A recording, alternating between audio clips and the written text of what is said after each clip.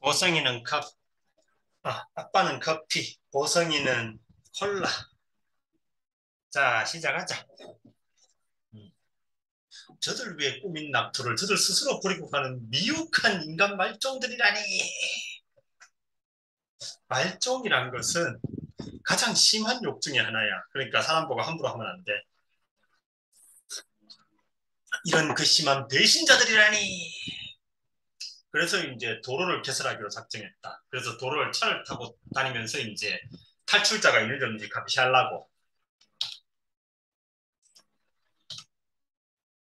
때가 하필 엄동설한이라 공사에 지장이 될 듯 싶은 게 흠이었지만은 하지만 주정수는 기다릴 여유가 없었다. 왜냐하면은 탈출을 하잖아. 그럼 여기가 낙원이 아니란 거잖아. 내가 기껏 만들어 놨는데 도망 못 가게 했다. 그럼 진짜 이제 천국이 아니지. 그는 곧 기공식을 올렸다. 또다시 강제 추적이 시작되었다. 사또의 가죽 채찍이 때를 만난 듯 다시 날뛰기 시작했다. 이런 게 이제 의인법. 그러니까 이제 사람이 아닌 걸 사람처럼 표현하는 것. 의인법. 사토. 그는 잊을 수 없는 악령이었다. 그리고 잊혀질 수 없는 배반의 원흉이었다. 사터. 그 자신의 섬에 대한 배반은 물론 이 섬으로 하여금 배반을 배우게 하고 원장이 섬을 배반하게 하고 그리하여 마침내 그를 가장 충직스러운 손발로 부려던 자기 주인 주정수 원장 바로 그 사람에게까지 이상하고도 참혹스러운 배반을 감행함으로써 그 주인과 함께 자신의 시대에 종말을 내려버린 비극의 주인공이었다. 참고로 사토는 이제 일본말로 설탕. 왜? 아마 한자가 다르겠지. 근데 이제 사토라는 발음은 일본어에서는 설탕이란 뜻이야. 아마 사토가 아니라 사토일 거야. 왜? 왜냐면 정말 그 사람 이름을 설탕으로 할 일이 없잖아. 그리고 이런 나쁜 녀석이 스탕하고 부르면 좀 이상하다. 음, 보성이를 땅콩이라고 부르는 건 괜찮아. 하지만 사토를 설탕이라고 부르는 건 안 돼. 사토가 기분 나쁠 거야. 설탕이가 기분 나쁠 거야. 주정수 원장의 허물을 구체적으로 따지자면 여기서 허물이란 것은 그 사람이 저지른 잘못. 허물이란 것은 원래 뱀 같은 게 왜 껍질을 벗잖아. 어. 우리는 조금씩 성장하지만은 뱀이나 이런 동물은 때가 되면은 껍질을 벗고 이렇게 새로 튀어나오잖아, 몸이. 그때 벗는 껍질이 허물이야. 근데 이제 허물이란 건 보통 잘못이란 뜻이야.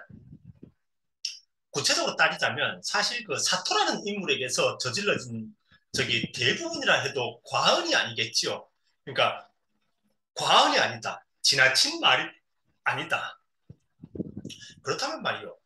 그렇다면 주종석엔 실상 허물, 즉 잘못이 없었다는 말이 될 수 있지 않겠어.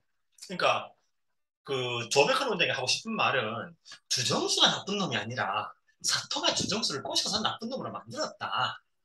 그러니까 이제 나도 누군가가 이제 내 부하 중에 누군가가 이렇게 막 나쁜 짓 하라고 꼬드기지 않는다면 나도 배반할 리가 없다. 그러니까 나 좀 믿어봐라. 말도 안 되는 소리를 할 때는 항상 이제 반드시 그걸 하고 싶다는 욕심이 있는 거야. 그럴 리가 없잖아. 그러니까 주정수가 있으니까 사토가 나쁜 짓을 한 걸까? 아니면 주정수는 착한데 사토가 꼬드겨서 나쁜 일을 한 걸까? 윗사람이 아랫사람에게 나쁜 일을 명령한 걸까? 아랫사람이 윗사람을 꼬드겨서 나쁘게 만든 걸까? 다행 명령한 거지. 음. 그런데 조백한 원장은 아니 주정수는 착한데 사토가 꼬드겼을 수도 있잖아. 그러니까 주정수는 잘못이 없을 수도 있잖아. 근데 자, 내 밑에는 사토처럼 나쁘게 꼬드기는 놈이 없으니까 나는 배신 안 할 거야. 그러니까 나 한번 믿어봐. 더더구나 이제 지금 조백헌 원장 밑에 사토라고 할 만한 사람이 이상욱인데 이상욱은 조백헌 안 믿잖아. 그러니까 봐. 너 나 안 믿잖아. 그러니까 네가 나를 꼬드겨서 나쁜 짓 하도록 시킬 일이 없잖아. 그러니까 나 한번 믿어봐봐. 나는 절대 배신 안 해. 이렇게 말도 안 되는 소리를 한다는 것은 그렇게라도 어떻게든 개혁을 하고 싶다는 거지.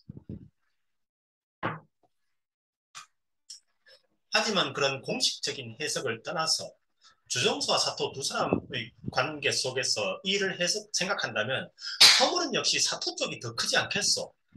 주정수가 섬을 배반하게 한 것은 사실상 사토 그 녀석이 했겠냐 말이요. 그러니까 원장은 죄가 없어. 원장은 나쁜 사람이 아니야. 그 부하 중에 나쁜 놈이 있어서 착한 원장을 꼬드긴 거야. 원장은 나쁜 사람, 원장들은 나쁜 사람이 아니야. 그러니까 원장 한번 믿어봐. 어, 사토가 아니었다면 주정수는 아마 그런 비극적인 종말로 인생을 끝맺지는 않았을게요. 무슨 말씀입니까? 난 주정수가 되고 싶지 않소.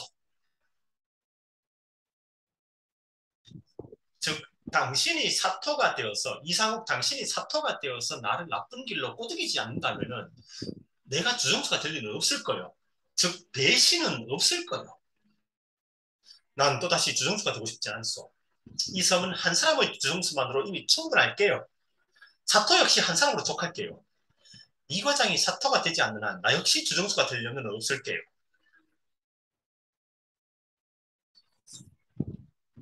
은근슬쩍 조백헌 원장은 만약에 그러니까 만약에 이 섬에 다시 배신이 생기면은 그건 이상욱 네 잘못이야 알지?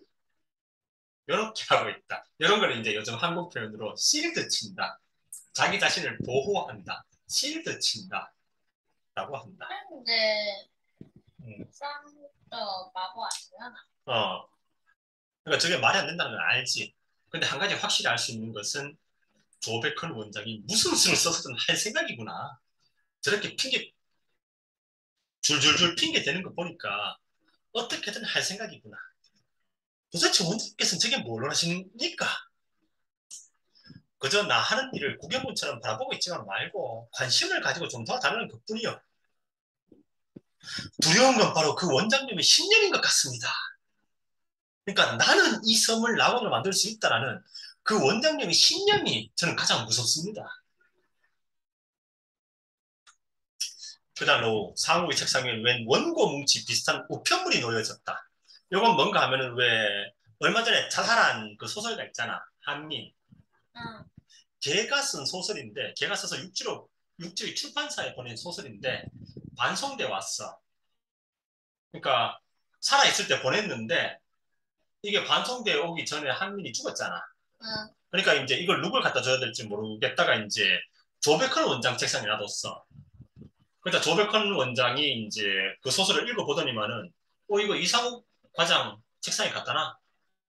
라고 해서 여기 왔어. 한민이 투고한 원고의 한 가지가 뒤늦게 반송되어 모양이었다. 포장지가 뜯긴 것으로 보아 누군가가 이미 내용을 조사해보고 상욱에게 뒤처를 맡기러 가졌다 듯 싶었다. 그런데 이상하다. 요 소설이 상욱의 어린 시절에 대한, 즉 소년이 이렇게 그 섬 바깥으로 배를 타고 나가는 그 얘기거든. 근데 조백헌 원장이 이 소설을 읽어보더니만은 이거 이상욱 과장 책상에 갖다 놔. 좀 이상하지 않나? 왜? 그럼 혹시 조백헌 원장이 이 이야기가 이상욱 과장 이야기라는 것을 알았다는 거 아닐까? 알아도 왜? 즉 이제 조백헌 원장은 이상욱이 이 섬에서 태어나서 이 섬을 어렸을 때 떠나간 아이란 것을 눈치챈 것 같다. 그러니까? 상욱은 무심히 원고 뭉치를 꺼내들고 첫 장을 들춰보았다. 귀향이라는 제목이 붙은 100장 정도의 소설 원고였다. 때는 1930년대 초반의 어느 가을날 저녁, 장소는 화물차나 진배 없는, 다름없는, 차이 없는, 그러니까 똑같은 화물차, 진배 없는 야간, 남행을 이제 서울에서 아래로 내려가는 걸 남행이라고 해. 부산에서 위로 올라가는 건 이제 상행. 남행열차의 한 구석, 밤추위를 피하기 위해 서인 듯 엇기칠 얼굴을 깊숙이 가린 측면 하나가 사람들의 시선을 피해 야간 열차의 구석에 자루처럼 처하게 쭈그려져 있었다. 이 사람이 상욱의 아버지고 저 사람이 상욱의 엄마다. 텅 빈 열차에 두 사람만 타고 있다. 여자가 조용히 말을 건다. 섬을 찾아가시는군요. 즉 여기서 말하는 섬은 소록도다. 즉 당신도 나 환자지요. 이런 뜻이다. 집을 잘 떠나셨어요. 대단한 용기가 필요했겠지요. 하지만 이제부터 더욱 용기를 내셔야 해요. 잘만 하면 병을 나을 수도 있을 거예요. 가끔씩은 병을 고쳐서 섬을 다시 나가게 된 사람들도 있으니까요. 이순구. 그 사내의 이야기가 틀림없었다. 노루사냥 사건 때의 주인공 사내 이름이 바로 이순구였다. 이상욱의 아버지. 이렇게 기차에서 만났다. 서로 돌아가는 기차에서. 상욱은 이제 의심할 여지가 없었다. 이것은 내 이야기다. 나의 출생에 대한 이야기다. 섬으로 들어온 이순구는 남자 독신사로, 그리고 그를 안내해온 지영숙은 여자 독신사로 그날로 각각 격리, 떨어뜨리는 것, 수용살이가 시작된다. 하지만 길을 같이 온 인연으로 해서 인연, 연분, 인연, 두 사람 사이는 오래지 않아 어떤 당연스러운 관계가 이루어진다. 어느 날 밤 지영숙은 남독신사로 은연히 이순구를 찾아가 그에게 자신의 보호자가 되어줄 것을 간청한다. 자, 그런데 이 섬에서는 나환자들끼리 결혼은 금지되어 있다. 왜냐하면 아이를 낳으면 그 애도 나병을 가지고 있을 거 아니야. 그러니까 이제 이 섬에서는 남자 여자가 결혼은 못하고 이제 그 오라버니, 동생 이런 관계는 될 수 있다. 그래서 이제 이순구와 그 지영숙은 그날로 이제 서로 오빠 동생 사이가 된다. 이순구 청년은 선풍속대로 닭을 잡아 주위에 한턱을 낸 다음 이날로 그녀의 오라비가 되어준다. 오라비가 이제 오빠. 그래서 둘은 이제 저 오빠와 동생처럼 지낸다. 섬에서는 흔히 있었던 일이 있지만은 남녀 간의 애정 관계가 전혀 용납되지 않는 말은 아니었지만은 원생들 간의 이성 결합, 즉 결혼은 반드시 남자 쪽의 단종 수술이 전제되어 있었다. 단종 수술, 중성화. 그러니까 왜냐하면 아이를 낳으면 걔도 나 환자일 거 아니야. 그러니까 아예 아이를 못 낳게 되어야만 결혼이 가능해. 그런데 어떤 남자가 그러고 싶겠어. 그러니까 이제 그 대신에 서로 이제 이렇게 저 오라버니 동생 이렇게 하는 거야. 그러다 어느 날 밤 이순구가 이날도 그 바닷가 모래사장 한쪽에서 이제 트럼펫 소리. 그러니까 이순구는 바깥에서 이렇게 트럼펫 연주자였다. 음악을 하던 사람이었다. 그런데 어디선가 갑자기 여인의 가는 흐느낌 소리가 들려왔다. 그의 발소리를 듣고 몸을 피해 달아나는 그림자를 붙들고 보니 소리의 주인은 지영숙이었다. 이날 밤 이순구와 지영숙은 두 사람 사이의 오누이, 오빠와 여동생을 단념하고 만다. 즉 둘은 이제 오빠와 동생이 아니라 남녀 관계가 됐다. 그때 이미 여자에겐 새 생명이 잉태되고 있었다. 잉태가 이제 임신, 마미. 그래도 수술하고 하면 안 되지. 그럼 그 어떻게 생명이잖아. 아이 어떻게 나? 그러니까 이제 몰래 나온 거야. 그러니까 두 사람은 불안한 거야. 혹시라도 들키면 이제 둘은 이제 처벌을 받거든. 그러니까 어떤 뭐 그거는 이제 일단 그 이순구는 이제 그 단종 수술 그리고 아마 두들겨 맞기도 할 거야. 그래서 이제 막 숨겨 키우다 보니까 이제 태어난 이상욱을 어렸을 때부터 이제 이불을 덮어 씌워서 키운 거야. 사실이 탄로 나가 놓으면 두 사람 앞에 닥쳐올 재난은 보나마나 뻔했다. 큰일 난다. 그런데 두 사람의 비밀은 어느새 섬 전체 원생들의 비밀이 되고 말았다. 두 사람은 열심히 감췄지만은 다들 안다. 그런데 자기들도 아이를 낳고 싶거든. 누구나 그렇잖아. 자기 아이를 갖고 싶잖아. 근데 규칙이 무서워서 못 낳고 있는데 저 두 사람은 아이를 가졌다. 그러니까 고발하지 않고 다들 숨겨주는 거야. 이런 걸 동병상련이라고 해. 그것도 좋은 거지. 그러니까 같은 병을 앓는 사람은 쉽게 이해될 거 아니야.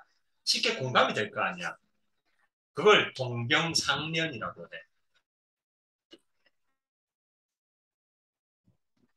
섬 전체가 한 생명을 잉태하고 그 생명을 당국의 눈을 피해 자기들끼리 은밀히 걸러내기 시작한 것이다. 즉 이상욱은 그 이순구와 지영숙의 아이이기도 하지만 동시에 이 섬의 5천 남한자들의 아이이기도 하다. 왜냐하면 모두가 이상욱을 위해서 비밀을 지켜줬다. 모두가 비록 내 친아들은 아니지만은 이상욱은 나의 아이나 다름없다라고 그렇게 생각을 하고 있다. 그것 때문에 이상욱이 또 이제 이 섬에 절대 배신 다시 있어서는 안 된다. 왜냐하면 나는 이 섬 나원자들 모두의 아이다. 상상하고 상상하고. 섬 사람들은 아무도 두 사람이 비밀을 말한 일이 없었다. 이걸 만약에 두 사람이 알았다 하면은 좀 편했을 텐데 문제는 섬 사람들은 알고도 비밀을 지켜주는데 그걸 이 두 사람은 모른다. 그러니까 매일매일 불안한 거야. 혹시라도 누군가가 꼰지를까봐. 두 사람의 비밀이 곧 자신의 비밀인 양 쉬쉬 입을 막으며 주위를 깊이 감싸주었다. 두려운 눈길로 말없는 축복들을 보냈다. 그리고 이상욱이 태어났다. 이튿날 아침 아이가 태어났다는 소식은 눈에서 눈으로 귀에서 귀로 순식간에 섬 전체로 퍼져나갔다. 모든 마을 원생들이 남몰래 안도의 한숨들을 삼켰다. 그러니까 소문이 싹 퍼진다. 아이가 태어났대. 아들이래. 건강하대. 원생들은 막 다들 이제 몰래 눈물을 흘리면서 축하해 준다. 근데 그것도 모르고. 그걸 알았으면은 아마 배신이 안 일어났을 거야. 어쨌거나 그렇게 이상욱은 자기 출생에 어떤 책임감을 느끼고 있다. 하지만 이승우와 지영숙은 불안했다. 언제 누가 비밀을 꼬아받치다는 것은 일러받쳐. 응. 당국에서 아이를 빼앗아가게 할지 알 수 없었다. 그러니까 막 불안하다. 혹시 제가 눈치채고 고사질하지 않을까? 혹시 제가 이승구는 지영숙보다 한층 더 불안했다. 불안했기 때문에 그는 한사코 병원 부서 사람들, 그 상관단, 경찰들, 그들의 신임을 사두고 싶었다. 불안하니까 더더욱 신뢰를 얻고 싶은 거야. 그러니까 다른 사람이 안 하려고 하는 것도 자기는 막 하겠다고 막 하는 거야. 신뢰를 얻으려고. 그러니까 이제 나중에는 그 상관단, 일본 경찰들도 이승구 쟤는 믿을 만해. 믿는 거야. 그는 마침내 작업 성적이나 마을을 위한 열의를 평가받아서 병원 당국으로부터 순시원의 자리를 얻어내기에 이른다. 그런데 이 시대에 일본 경찰들의 신뢰를 받는다는 게 좋은 걸까? 이겠지. 그건 한편으로 다른 나환자들에게는 배신자라는 의미이기도 하잖아. 응. 믿어지지 않는 세월이 5년간 흘러갔다. 비밀은 불가사의할 정도로 완벽했다. 왜냐하면 다들 알고 있으니까 이미. 하지만 이승우는 이제 더 이상 불안해서 견딜 수가 없었다. 이런 걸 이제 노이로제라고 해. 그래서 이제 아이를 이상욱을 배에 실어서 육지로 보내. 지나가는 고깃배를 섬 기슭으로 불러들여서 어린 소년을 섬에서 내보내고 만다. 그런데 이상욱을 보냈지만은 여전히 불안하다. 왜냐하면은 얘가 아이 낳아서 키웠어요라는 그것만 들켜도 큰일 나거든. 그러니까 이상욱의 아버지가 막 이상욱을 보호하려고 막 열심히 하다 보니까 이제 승진을 했어. 위치가 올라갔어. 그러다 보니까 이제 만약에 이상욱을 낳아서 키웠다는 걸 들키면은 이제 큰일 나는 거야. 자기 지위는 톡 떨어지고 이제 처벌도 받겠지. 응. 이승구는 마침내 자기가 되고 만다. 그냥 자기가 포기해버리는 거야. 어디 한번 입을 열트면 열어보라는 식으로 동환의 원생들에게 마구 신경질적인 행동을 드러내기 시작한다. 그러나 섬 사람들은 무슨 일이 있어도 그의 비밀만은 절대로 입에 올리려 하지 않았다. 왜냐하면 이상욱은 자기 아이이기도 하니까. 그것을 말하는 것은 이미 이승구 개인의 비밀이 아니라 선천함 전체의 금기가 된 지 오래됐다. 이상한 일이었다. 상황을 읽다 보니까 이상하다. 아니 나는 아이가 어렸을 때 섬을 빠져나간 데까지만 이야기를 했는데 이 소설에는 귀향이라는 소설에는 아이가 커서 의사가 되어서 섬으로 돌아온 이야기까지 쓰여져 있다. 즉 한민 그러니까 이 소설을 쓴 그 나환자는 이게 이상우 이야기다라는 것을 알고 있었던 것 같다. 그리고 이제 조백헌 원장도 이걸 딱 읽어보더니만은 아 이거 이상욱 이야기구나. 자 이원고 이상욱 원장, 저 이상욱 과장 책상에 갖다 놔. 어떻게 알았는데? 왜냐하면 여기서 의사가 돼서 육지에서 의사가 돼서 돌아온 젊은이라고 하면 이상밖에 없잖아. 다른 사람들은 다 간호사고 이런 사람들이야.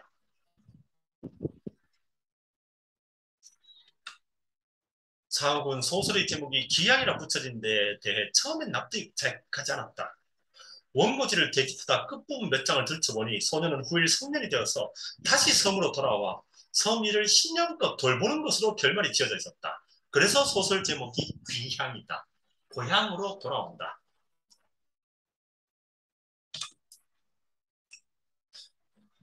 누가 원고를 자기 책상에 가져다 넣었을지 알고 싶었다. 누가 이 원고를 내 책상에 갖다 놨을까? 아마 원장님께서 누굴 시켜 거기다 갖다 놓게 한 모양이군요.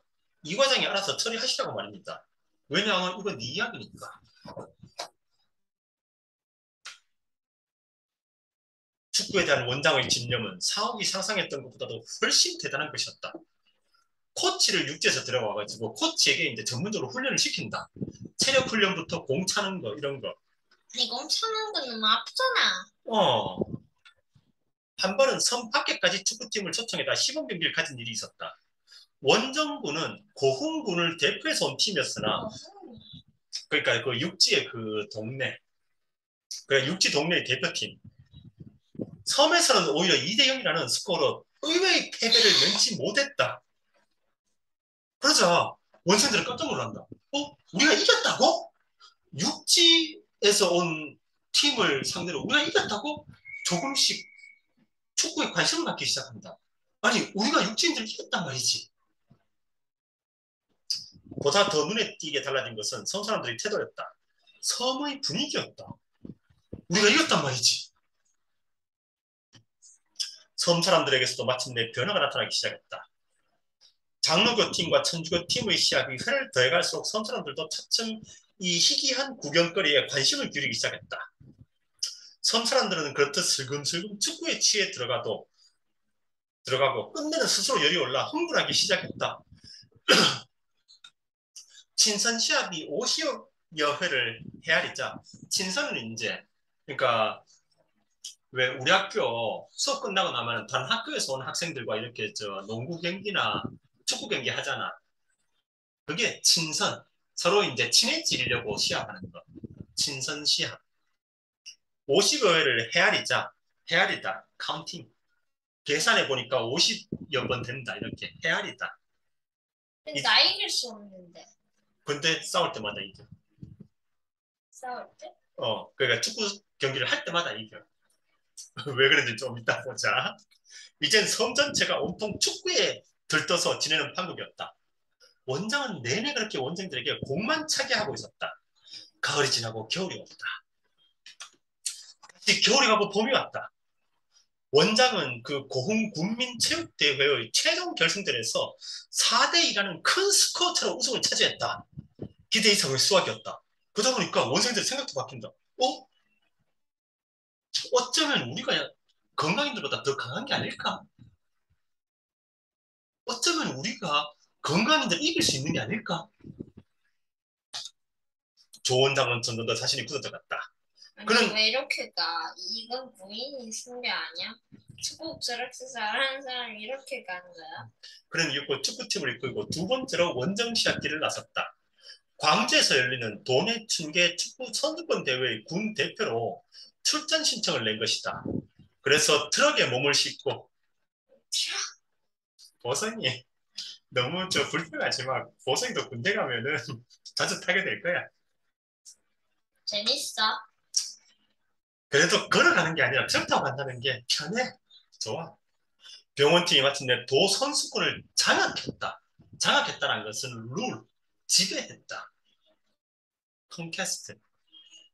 섬 사람들에게 건강인과 똑같이 싸워 그 건강에는 이길 수 있다는 자신감을 심어주고 싶었던 원장의 집념이 마침내 결실, 열매를 맺었다. 자, 왜 이겼는가 한번 보자고. 그건 참으로 묘한 축구 경기였다. 요거는 이제 실제 한국의 조선일보라는 신문에서 거기에 실려있던 기사야. 신문 기사야. 그리고 그 작가가 이 기사를 보고 흥미를 가지고 소록도에 가서 취재를 해서 이 소설을 썼어. 그러니까 이 기사는 이 소설이 나오게 된 배경이 된 출발점이 된 신문 기사야. 실제 있는 신문 기사야. 그건 참으로 묘한 축구 경기였다. 빨간 유니폼에 손가락이 몇 개 잘린 그런 깜장 마크가 흡사 나치스 독일의 국기만 같은 그 낯선 원정팀의 선수들은 볼 다룸새, 볼을 컨트롤하는 모양이 매우 서툴렀다. 그래도 어떻게 이겼을까? 팀워크도 서툴렀다. 서툴다, 시아쇼, 하수. 볼에 몇 사람씩 얽혀 달리다가 볼은 빼앗겨 이미 홈사이드로 들어가 있는데 달리던 관성들은 원정팀 선수들은 몇 명씩 한꺼번에 마구 달리다가 어이없는 범칙을 저지르기도 했다. 범칙은 이제 규칙을 위반하는 것. 정말 묘한 축구 경기였다. 빨간색 유니폼이 볼을 몰고 가면은 상대편이 태클을 해들어오기는커녕 오히려 도망을 쳤다. 빨간 유니폼이 그 서럽도 선수들. 그러니까 서럽도 선수들이 나 환자가 공을 몰고 가니까 막으려고 하는 게 아니라 다들 도망치는 거야. 그래서 이겼어. 다들 이제 막 저기서 나 혼자 공을 몰고 오니까 막 이걸 막는 게 아니라 막 오지 마 하고 도망가는 거야. 그리고 이제 상대방이 공을 몰고 가다가 나 환자가 공을 뺏으려고 나 환자 오니까 그냥 공을 줘버리고 도망치는 거야. 그러기에 서툰 기술인데도 게임은 빨간 유니폼 쪽에 유리하게 이끌려갔다. 빨간 유니폼을 응원하는 관중은 하나도 없었다.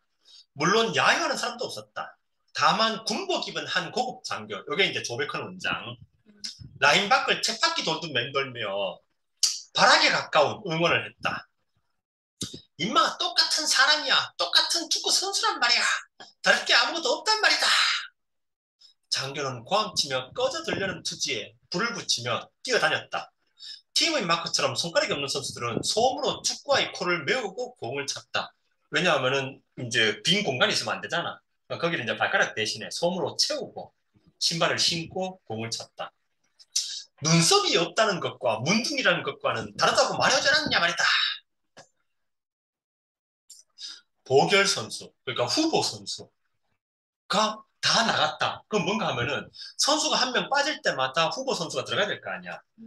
근데 후보 선수도 다 떨어졌다. 그래서 후보 선수도 없다. 11명이 안 된다. 한 선수가 공을 차고 뒹굴더니 일어서질 않았다. 그러니까 발가락 없는데 공을 차니까 점점 이제 찰수록 아프지. 빼들었던 권총을 버린 장교는 주섬주섬 유니폼을 주워 입고 이번에는 그 자신이 경기장으로 뛰어들었다. 여기서 중요한 거는 원장과 원생이 함께 공을 찼다는 거야. 그러니까 원생들은 원장을 건강인들과 맞서 싸우는 우리 편으로 생각한 거야. 그래서 원장을 믿기 시작하는 거야. 알겠어?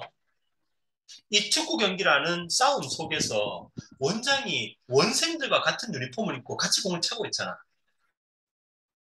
그러다 보니까 그러니까 원생들은 육지인들과 싸우는데 원장은 우리 편이구나 라고 생각하는 거야. 이해되겠어? 그러다 보니까 원장을 조금씩 믿기 시작하는 거야. 그게 원장의 의도야. 이제까지 무심하던 관중은 빨간 유니폼에 환성과 박수를 보냈다. 몇몇 여학생은 돌아서서 울기까지 했다. 그리고 이제 이 여학생들 몇 명이 이제 몇 달 지나면은 그 자기 삶을 이제 이 섬을 위해서 바치겠다고 이제 또 저 이 섬으로 들어오겠지. 그러면 또 그 윤혜원이 사랑합니다라고 하면 또 도망가겠지. 음. 자, 그리고 이제 승리했다. 우승했다. 설악도 병원장 육군대령 조백헌입니다. 문둥이를 이 경기에 끌고 와서 불쾌한 어우를 누리게 한 것을 사과드립니다. 이제 경기는 끝났습니다. 여러분에게는 이것으로 모든 것이 끝나버린 것이지만 문둥이에게는 이제부터 시작인 것입니다. 문둥이도 축구 같은 걸 할 수 있구나 하는 조그만 사연이 수많은 나 환자에게는 벅차고 갈피 잡을 수 없는 희망으로 받아들여지며 그것이 그렇게 받아들여진 후에 일어날 그 벅찬 일들을 여러분은 상상할 수가 없을 겁니다. 나는 기쁩니다. 그리고 감사합니다.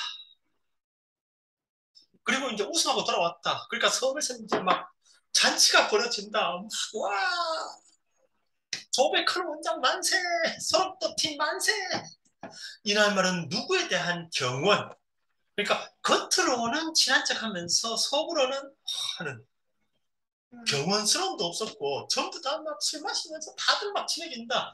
그 육지 그 건강인 직원들이나 이제 남한테들이나 다들 이제 막 다들 기뻐한다. 질투 같은 것도 남아 있을 수 없었다. 왜냐하면 이겼으니까. 우리가 더 강해. 우리가 가니까 육진들이 막 도망을 쳐. 그러니까 우리가 지금까지 육진들을 무서워했는데 알고 보니까 육진들이 우리를 무서워하더라고. 어. 좀더 힘이야. 모두가 함께 노래를 부르고 모두가 함께 감격했다. 상욱도 심지어 이상욱조차도 거기서 술 마시면서 막 흥분했다. 멍청껏 노래를 불렀다. 그러다가 노래의 물결을 따라 눈물과 흐느낌이 함께 번져나고 있었다. 그런데 그때 상황은 어느 순간 갑자기 전기라도 맞은 듯 깜짝 소스라쳐 놀라고 있었다. 노래를 부르다가 어느 순간 그는 자기의 높다랗게 서 있는 원장의 모습을 본 것이었다.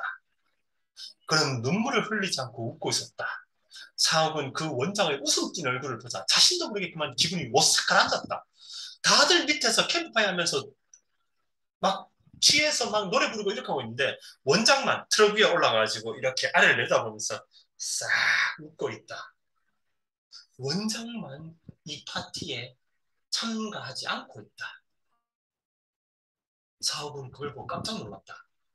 저 사람이 낮에 우리와 같은 편에 정했던 것은 쇼였구나. 저 사람은 어디까지나 계산을 해두고 우리를 이용했구나. 우리의 신뢰를 얻으려고. 그리고 이제 우리의 신뢰를 충분히 얻었으니까 이제 뭔가 본격적으로 뭐가 시작되겠구나. 사업은 오싹함을 느낀다.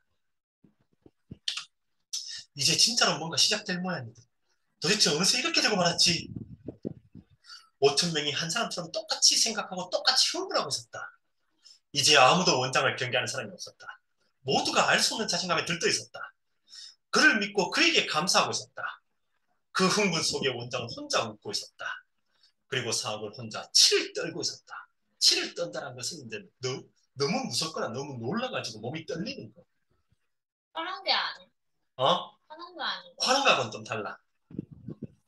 화난 게 아니라 이제 놀랍고 무서워서 몸이 떨리는 게 치를 떠는 거야. 그 치를 떤다는 거는 이빨, 치. 자, 다음 페이지부터 이제 2부가 시작되거든. 그러니까 그때 가면 이제 조 원장이 지가 뭘 할 생각이었는지 밝힌다. 그건 이제 내일 계속해서 듣도록 하자. 어이.